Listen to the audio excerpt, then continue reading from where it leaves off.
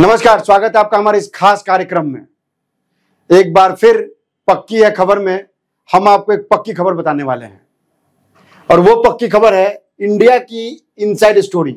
India से तो आप समझ गए हो कि इंडिया का मतलब क्या है। इंडिया का मतलब हम भारत की बात नहीं कर रहे हैं।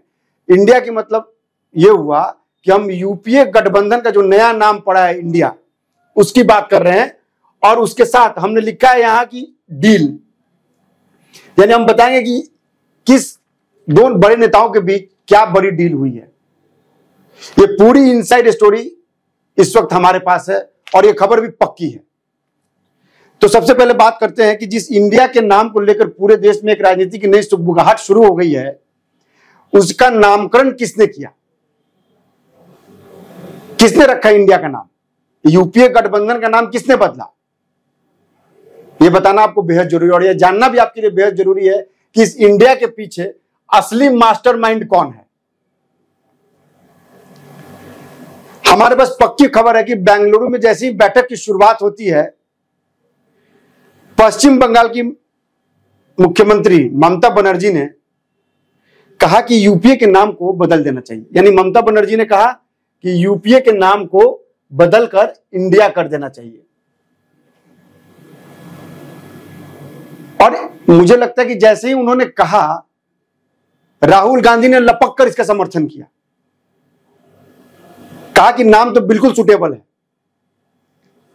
और इसके बाद जैसे ही राहुल गांधी ने कहा कि आपका नाम तो बहुत ही सुंदर है, ममता भी अपना ममता राहुल के प्रति दिखाने में कोई कोताही नहीं बरता। उन्होंने ऐसा ममता उल्लेरा कि वहां बैठे सारे लोग हैरान परेशान थे।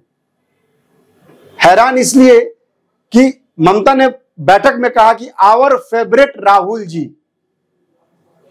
जिस ममता और राहुल के बीच में 36 का आंकड़ा रहता था, उस राहुल को ममता ने कहा आवर फेवरेट राहुल जी।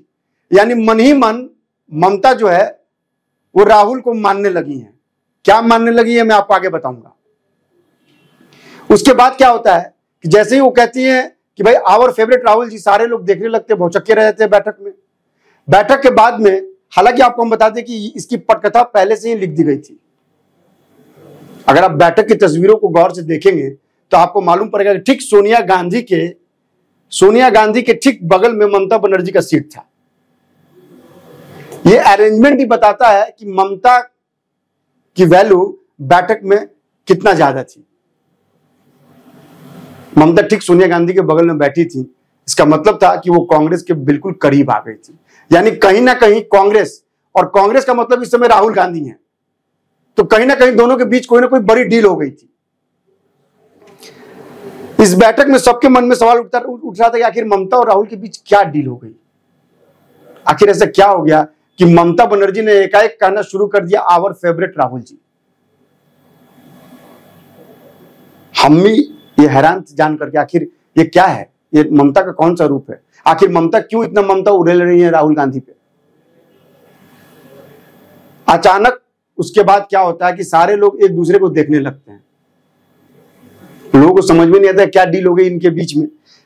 तभी क्या होता है कि अब ये जो डील हो गई, अब इस डील की वजह क्यों हुई डील, ये भी आपको मैं बता देता हूं। दरअसल ममता बनर्जी को यूपीए के नाम से चिढ़ है। वो पहले से ही चाहती थी कि यूपीए का नाम बदला जाए। अगर वो गठबंधन करती है तो इसका नाम बदला जाएगा। और जैसे ही ममता बनर्जी ने नाम दिया इंडिया, राहुल गांधी ने समर्थन करना शुरू कर दिया।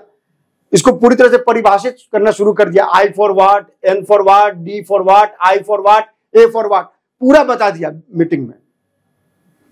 अब ये डील क्यों हुई?